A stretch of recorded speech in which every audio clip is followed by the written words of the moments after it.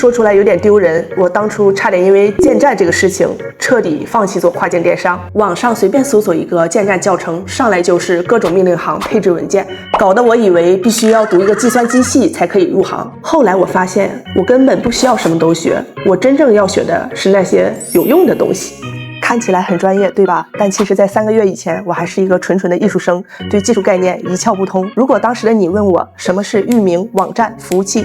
这3种有什么区别，我真的答不上来。因为那时候的我觉得这些可能都是同一门类的事情。当时的我想转行做跨境电商，因为产品我懂，品牌我在意，设计更是我的老本行。但是我在网络上一搜如何建造一个独立站的时候，网上铺天盖地全是各种命令行配置文件，搞得我头都要大了。可能我觉得我并不是做这行的料。想问一下，我应该怎么样去搭建一个属于自己的独立站呢？首先的话，你得先准备好你的服务器，还有域名，还要准备一个服务器的运维面板。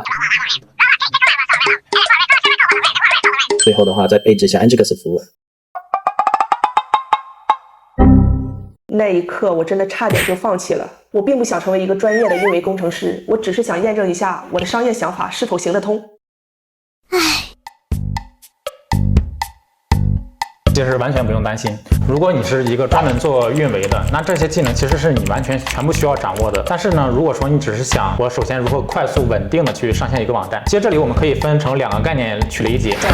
这部分人群中，一部分是做那种大型运维工作的，他们需要的技能其实很专业，他们其实是一个盖房子的人，他们要把整个地基打好。但是我们要做的只是说，在这个房子里去安装我们的一个网站程序，那我们只需要想的是如何去装修，如何把这个网站做得更友好，让用户更想点击。那其实这个来讲才是我们现在需要做，它并不需要非常专业的一些技能，因为我们现在有太多可视化的一个工具，比如说我们的宝塔面板或者 AA Panel。通过这种工具呢，我们其实可以要敲命令行的这种工作变成完全可视化的，就是你鼠标点一点，拖拽一下。那首先呢，大概可以分为4个流程。第一呢，我们需要去完成一个网站的搭建，比如说我们用宝塔面板或者 AA Panel 在服务器上配置好一些基础环境，然后装一个网站程序，比如说 WordPress。第2步呢，我们是需要做一些安全防护，比如说我们最基础的，我们要开启 HTTPS 或者说一些安全的插件，去保证我们的一个网站的一个访客安全，或者说服务器不被入侵。那第3步呢，就是说我们需要去做好一个定期的备份。其实备份来讲其实是很重要的，因为我们不确定我们的网站哪一天可能或者说服务器哪一天可能会出现一些问题，那这个时候关键恢复就很重要。但是这里要注意一个点，就是我们要备份之后呢，我们一定要做一次恢复的验证，要不然备份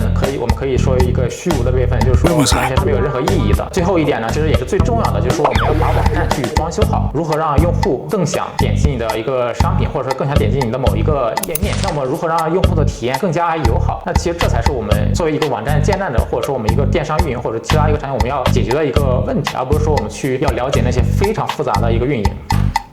哦，我懂了，也就是说我的设计背景并不是完全没有用的。其实这里我们可以从2个角度来去理解，我们的工程师他其实是负责一个基础设施的搭建，但是呢，我们运营和设计，我们其实要让整个网站看起来更加的一个流畅舒服。那其实在真正的生意中呢，这2者都是必不可缺的。那下期呢，我们就会邀请小泽带我们去部署一个全新的服务器。没错，下一期呢，我们会从安装 AA Panel 到登录面板，到安装基础环境，到绑定域名，到部署WordPress，再到后续的一些安全防护和备份。我们会逐步的告诉大家怎么去把一个网站真正的上线。那其实对于新手来说，这些已经足够了。当然，如果你后面复杂的一些需求，涉及到更深的操作，那我们后面也会带大家一起掌握一些相关的一些知识。OK， 那其实到这里呢，我们也就差不多了。那我们下期再见，拜拜。那我们下期再见，拜拜。